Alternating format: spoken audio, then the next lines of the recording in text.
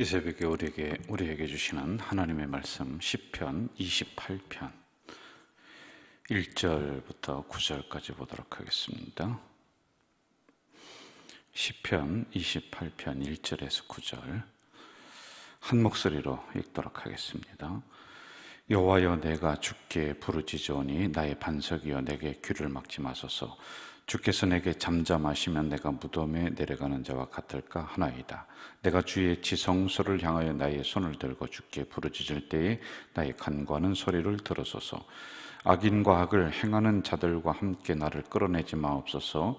그들은 그 이웃에게 화평을 말하나 그들의 마음에는 악독이 있나이다. 그들이 하는 일과 그들의 행위가 악한 대로 갚으시면 그들의 손이 지은 대로 그들에게 갚아 그 마땅히 받을 것으로 그들에게 갚으소서. 그들은 여호와께서 행하신 일과 손으로 지으신 것을 생각하지 아니하므로 여호와께서 그들을 파괴하고 건설하지 아니하시리로다. 여호와를 찬송하며 내 간구하는 소리를 들으심이로다. 여호와는 나의 힘과 나의 방패이시니 내 마음이 그를 의지하여 도움을 얻었도다. 그러므로 내 마음이 크게 기뻐하며 내 노래로 그를 찬송하리로다. 여호와는 그들의 힘이시오 그의 기름 부음 받은 자의 구원의 요새이시로다. 주의 백성을 구원하시며 그의 산업에 복을 주시고 또 그들의 목자가 되시어 영원토록 그들을 인도하소서. 아멘. 세 가지의 중요한 주제로 정리를 제가 좀 하겠습니다. 9절까지 이렇게 쭉 설명을 하고 있는데 이런 부분을 이렇게 정리를 하면 좋을 것 같아요. 첫째는 환난 날에 하나님 앞에 부르짖어라. 이제 시편 28편에 나오는 세 가지의 주제입니다. 그리고 두 번째는 그 기도에 대한 분명한 하나님이 응답해 주신다는 확신을 가져라. 그 응답의 확신 있다는 것이죠. 그리고 세 번째는 절박한 상황에서 그 상황을 회복시켜 주시는 하나님, 성도를 구원해 주시는 하나님, 이렇게 세 가지로 요약을 할 수가 있겠습니다. 여러분 1절을 한번 좀 보세요. 1절 상반절에 보면 내가 주께 부르짖으오니 라고 하는 단어가 나오죠. 2절을 한번 보세요. 내가 주의 성소를 향하여 나의 손을 든다. 나의 손을 든다. 그리고 주께 부르짖는다. 이제 앞에 있는 단어와 이제 중복되는 단어는 부르짖는다. 그런데 성소를 향하여 두 손을 이렇게 높이 든다. 근데 이것도 같은 그 문맥으로 우리가 봅니다. 이제 구약에서 주로 기도하는 방법은 이들은 이제 손을 들고 이렇게 기도를 해요. 이게 루터교라든지 캐톨릭이라든지 우리 개신교라든지 이제 기도하는 방법들이 조금씩 차이가 있습니다. 우리 그 통합측 장로교 개신교라고 하죠. 예, 기도하는 방법은 주로 그냥 손을 이렇게 모으고 하는 기도 방법이에요. 그러나 구약이라든지 또는 이스라엘 백성들은 두 손을 들고서 이렇게 기도를 하기도 합니다. 하여간 이러한 단어는 간절한 기도를 상징을 하고 있다라고 하는 거예요. 자, 그런데 1절에서 재미있는 표현이 나옵니다. 한번 다시 볼까요? 1절 주께 부르짖으오니 나의 반석이여 내게 귀를 막지 마소서. 내가 부르짖는 소리에 그러니까 귀를 잘 열고 들어주십시오라고 하는 것이고요. 내게 잠잠하시면 내가 무덤에 내려가는 자와 같을까 하나이다. 그러니까 하나님이 안 들어주시고 응답을 안 해주시면은 캄캄한 흑암 속에 내가 들어가는 거와 똑같다라고 하는 이런 내용이란 말입니다. 여러분, 우리가 말을 할 때 들어주는 사람이 있으니까 말을 해요. 그런데 만약에 혼자서 중얼중얼거리면서 누군가와 대화를 한다. 그런데 주변에 아무도 없어요. 그럼 그런 사람 보고 뭐라고 합니까? 말하나 또 잘 알지겠죠? 그러니까 누군가가 상대가 있어야지 내가 이렇게 이야기를 하고 또 거기서 반응이 오면은 그것에 대해서 또 이야기를 하는 이런 게 대화라고 하는 겁니다. 자, 성경에서 기도를 뭐라고 하냐면 대화라고 그래요. 대화. 그런데 안 보여. 혼자 중얼거려. 그럼 우리가 미쳤습니까? 그게 아니죠. 우리는 하나님이라고 하는 우리 눈에 보이지는 않지만은 분명히 살아계시고 나와 동행하시는 영적으로 우리 눈에는 보이지 않지만 계시는 그 하나님을 향해서 대화하는 거예요. 그래서 내가 나의 소리로 하나님을 향해서 아뢰는 거예요. 그럼 하나님은 나에게 응답해 주시는 거예요. 이러한 주고받는 관계가 있다. 그런데 하나님이 귀를 막고 그리고 내 소리를 들어주지 않는다면 나는 오늘날에 혼자 이야기해서 사람들이 손가락질하고 저 사람 저 혼자 중얼거리고 미쳤다라고 하는 것과 같이 내 영혼은 저 어둠 속으로 내려간다라고 하는 이러한 표현인 것입니다. 여러분 기억하시기 바라요. 사람이 주는 어려움도 굉장히 커요. 그런데 진짜 어려움이 뭐냐면은 하나님이 막으실 때, 하나님이 침묵하고 계실 때, 이때 어려운 거예요. 자녀들을 키워보셔서 아시겠습니다. 저도 우리 육남매가 크면서 이런저런 잘못을 아주 많이 하고 또 실수를 많이 하고 부모님 속을 많이 썩였죠. 그런데 진짜 무서울 때가 뭐냐면은 아버지가 매를 들고서 이놈 하면은 안 무서워요. 그거는요 혼내키니까. 그런데요 내가 잘못한 거 알아요. 근데 가만히 계세요. 혼내킬 때가 됐는데 매를 들어서 이놈하고 때릴 때가 됐는데 안 하시는 거예요. 그러면 야 이게 어떻게 되는 건가, 이 상황이, 이게 우리 아버지가 이걸 아나 모르나 아니면은 언제 나를 불러서 혼내킬까. 침묵하시니까 이게 오히려 더 힘들다라는 거예요. 사람이 그런 겁니다. 그런데 그것보다 더 무서운 게 뭐냐면은요 하나님이 침묵할 때, 사람이 어려움을 주고 사람이 침묵하고 그럴 때도 막 불안하고 힘들고, 그런데 하나님이 우리의 길을 막으신다, 하나님이 이놈 하신다, 이거 무서운 거예요. 그런데 더 무서운 거는 우리가 그걸 모르는 거예요. 내가 잘못했는데도 하나님이 어떤 영적인 사인을 안 줘. 하나님이 침묵하셔. 이게 여러분 아주 고요함이 있지만은 그 뒤에 태풍이 몰아칠 수 있다는 징조란 말입니다. 이것은 마치 무덤에 내려가는 것과 같습니다. 하나님이 길을 막으시면 그렇게 된다는 것입니다. 아무리 금은보화가 있어도, 아무리 성공가도를 달리고 있더라도, 아무리 수많은 사람들이 여러분을 도와준다 할지라도 하나님이 그 길을 막으신다. 하나님이 눈여겨보시면서 축복이 아니라 언젠가 이놈 내가 너의 그 행위에 대해서 심판한다 라고 지금 보고 있어. 그런데 그게 침묵이야. 여러분 이랬을 때 우리는 이 상황을 헤쳐나갈 사람이 없어요. 이게 더 무서운 거예요. 이걸 우리가 알아야지만이 돼요. 자, 2절로 한번 좀 가보겠습니다. 2절 같이 읽어볼까요? 2절 내가 주의 지성소를 향하여 나의 손을 들고 주께 부르짖을 때에 나의 간구하는 소리를 들으소서. 내가 주의 지성소를 향하여, 이게 성소, 지성소 같은 표현으로 우리가 보면 될 것 같아요. 그 성소를 향해, 성전을 향해서 올라가는 다윗, 성전에서 탄식하며 기도하는 다윗, 이것은 반복적으로 나오고 있는 이러한 그 단어들입니다. 이거 꼭 여러분 기억하고 내 것으로 삼아야지만이 됩니다.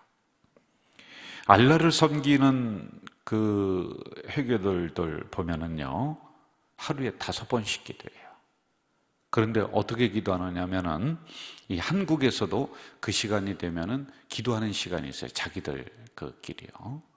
그러면 꼭 메카를 향해서 기도합니다. 동쪽이다 그러면은 자기들이 동쪽에 몸을 틀어서 요만한 천을 깔고 거기에서 엎드려서 기도를 해요.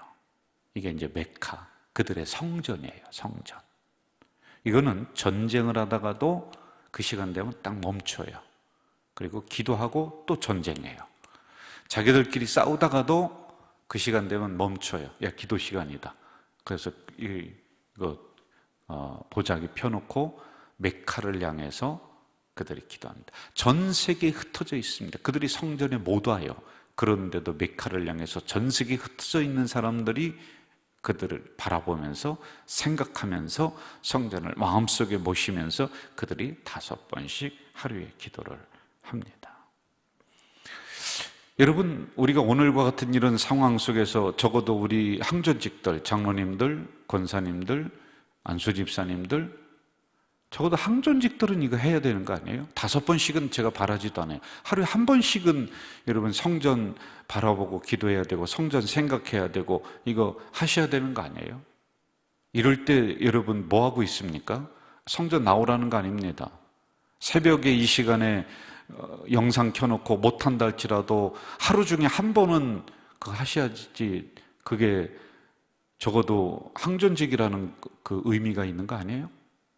그러면서 무슨 장로고 무슨 안수집사고 무슨 권사입니까? 예? 여러분들 이걸 좀 깨달으시기 바래요. 아니, 어려운 상황인데 하루에 한 번도 이것을 하지 않는다. 이게 무슨 직분자냐는 거예요. 이게 무슨 신앙을 가진 사람이에요. 이게 무슨 가자제일 교회 교인이라는 거예요. 맨날 저만 가자제일 교회 공동체고 우리는 같은 식구입니다. 같은 식구면은 하루에 5번 기억하라는 게 아니라 한 번 정도는 이렇게 어려운 때에 교회를 바라보면서 기도할 줄 아는 분들이 좀 돼야 되죠. 그게 앞선 사람, 신앙이 좀 앞선 사람들 아니에요? 이방인을 섬기는 사람들도 이렇게 철저하게 자기들의 신을 향해서 메카 성전을 향해서 어디에 있든지 그곳을 바라보며 기도할 줄 아는데, 아니 진리를 따라간다는 우리가, 가져질 게 공동체가 되었다는 우리가 적어도 하루에 한 번 정도를 이렇게 못한다? 이 거짓말이죠, 여러분. 말짱 거짓말하고 살아온 거예요.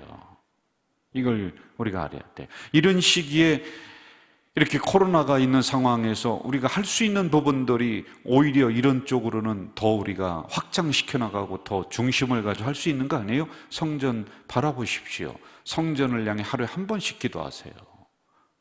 이런 것은 우리가 의무적으로 할 수 있는 부분들이란 말입니다. 그런 성도는 하나님이 이따 9절에 볼 거예요. 대대손손 살피고 부하게 해주신다. 9절에 이제 그 축복을 묻어주셨습니다.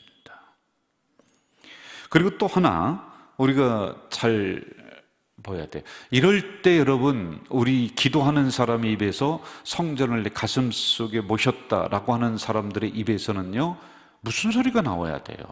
긍정의 소리 나와야 돼요. 야, 이럴 때 우리 그래, 목사님 말씀대로 성전 생각하면서 우리 하루에 한 번씩 기도하자. 이런 소리가 나와야 돼요. 야, 이럴 때 감사의 기적 운동을 다시 일으키니 우리 참 고맙다. 이럴 때 우리가 한번 동참하자.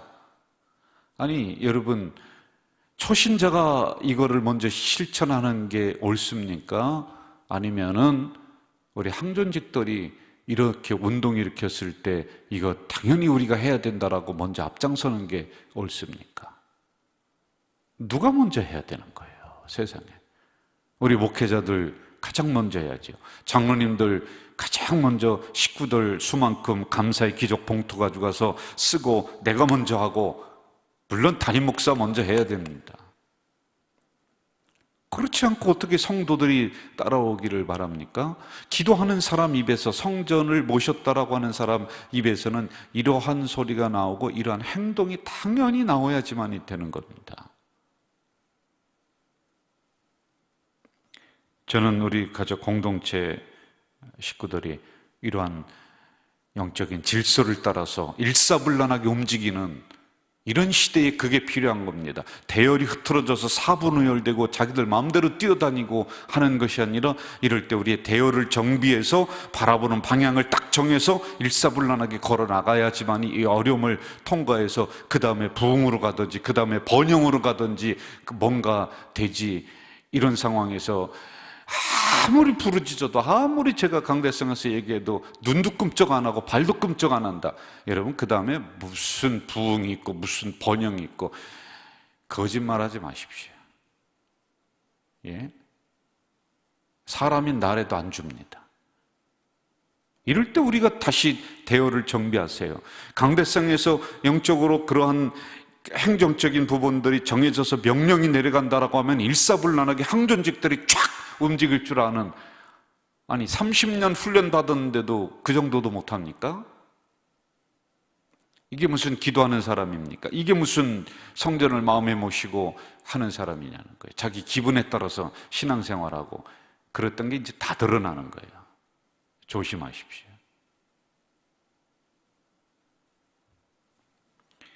초신자들 축복 이런 단어 많이 써요.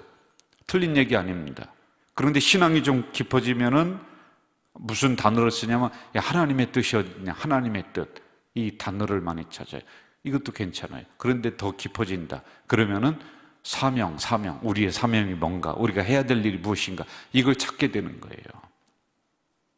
그런데 지금도 여전히 초신자 노릇하고 있고, 우리 교회 항존직이 150명이에요. 150명만 생각 딱 가지고 일사불란하게 착착착착 움직인다. 여러분, 가좌동을 뒤집어 놓고도 남고 인천을 뒤집어 놓고도 남아요.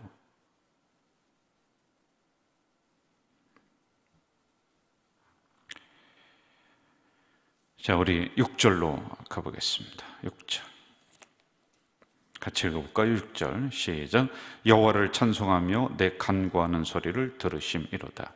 이렇게 다윗은 기도하는 사람이었고 성전을 마음속에 모신 사람이었다. 그러므로 그의 입에서는 불평이 아니라 긍정의 소리가 나왔다. 그의 행동은 부정적인 것이 아니라 적극적으로 행동했다라고 하는 게 6절입니다. 그의 입에서 어려운 상황인데도 찬송이 나왔다. 시편 28편은 배경이 압살롬 자기 아들로부터 막 쫓기고 아들이 칼을 가지고서 달려들고 하는 극박한 상황 속에서 기록이 되었다라고 학자들이 이야기합니다. 입에서 찬송이 나와요. 기도가 나와요. 염려하고 걱정하는 것이 아니라 하나님을 향해 찬송하고 하나님이 이 문제를 해결해 주실 것이다라고 하는 이런 확신의 소리가 나올 줄 아는 사람이 누구냐? 기도의 사람, 성전을 가슴에 모신 사람이다라는 거예요. 저는 이 새벽에 우리 가족 공동체 성도들에게 이렇게 제가 축원할 것입니다. 여러분 아멘 하십시오. 여러분에게 있는 염려, 근심, 걱정이 기도하는 여러분, 성전을 가져질 교회를 가슴에 모신 우리 성도들에게 예수의 이름으로 물러가기를 주의 이름으로 축원합니다. 이게 일어납니다. 자, 이렇게 된 성도들에게 하나님은 9절에 축복을 묻어 주셨습니다. 같이 읽어볼까요? 9절입니다. 시작.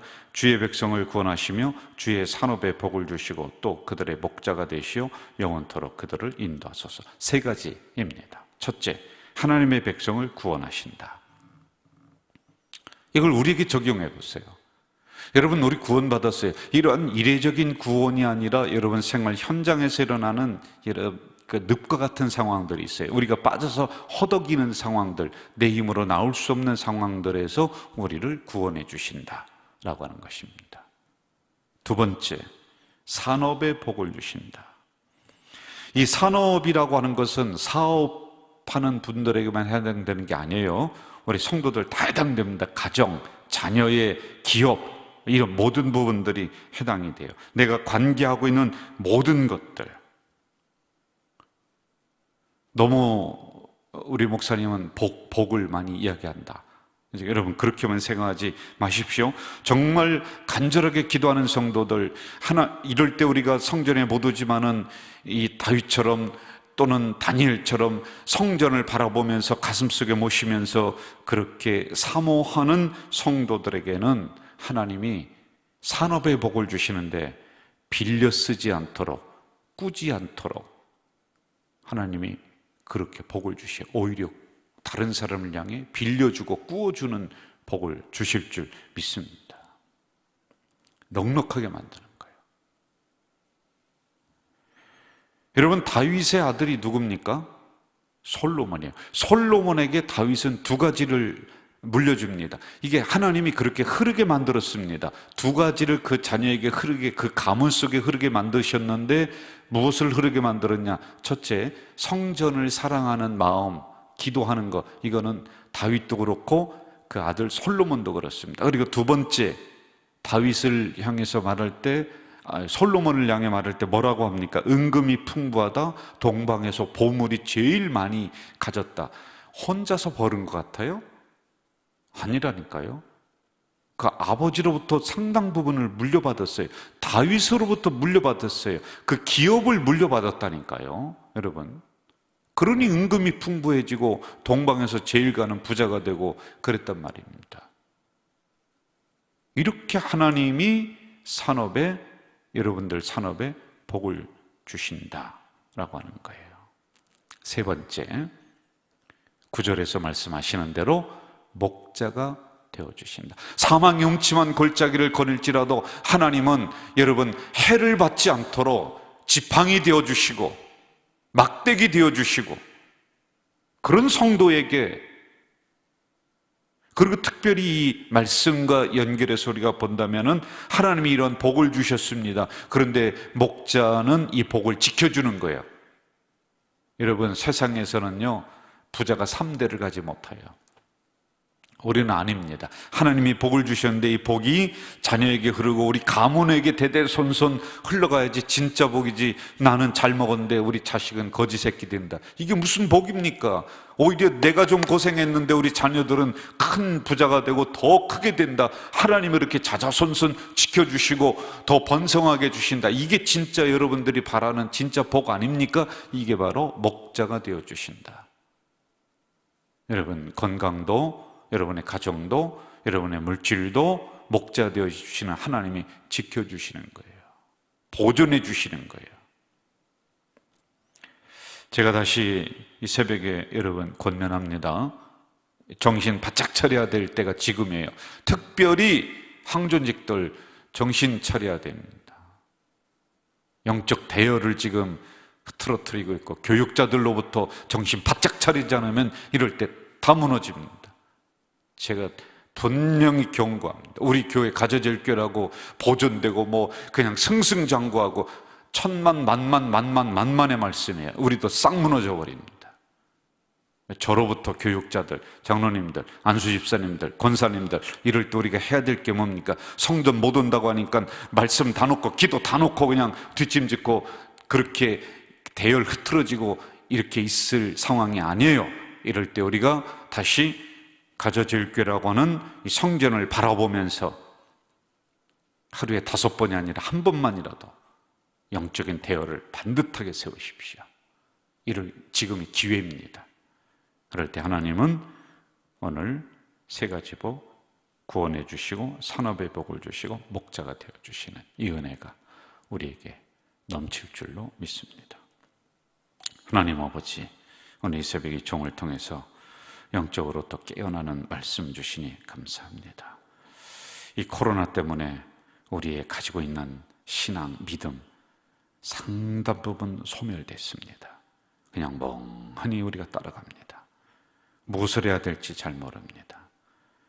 강대상을 통해 말씀이 내려와도 그 말씀이 내 귓전을 맴돌기만 하고 가슴을 후벼 파지도 못하는 이런 영적 참으로 어려움을 만나는 시대를 저희들이 살아간다. 이럴 때 우리 가져질교회 적어도 앞에 서 있는 항존직들은 다시 한번 정신 바짝 차리고 영적인 대열을 세우고 기도하는 대열을 세우고, 이럴 때 가져질교회를 가슴 속에 모시면서 늘 엎드려 기도하는, 성전을 바라보며 기도하는 이런 영적 대열을 반듯하게 세우는 이때가 될 수 있도록 주여 교육자와 장로님들, 권사님들, 안수집사님들 정신 차릴 수 있도록 도와주시옵소서. 예수님의 이름으로 기도하옵나이다. 아멘. 하늘에 계신 우리 아버지, 아버지의 이름을 거룩하게 하시며 아버지의 나라가 오게 하시며 아버지의 뜻이 하늘에서와 같이 땅에서도 이루어지게 하소서. 오늘 우리에게 일용할 양식을 주시고 우리가 우리에게 잘못한 사람을 용서하여 준 것 같이 우리 죄를 용서하여 주시고 우리를 시험에 빠지지 않게 하시고 악에서 구하소서. 나라와 권능과 영광이 영원히 아버지의 것입니다. 아멘.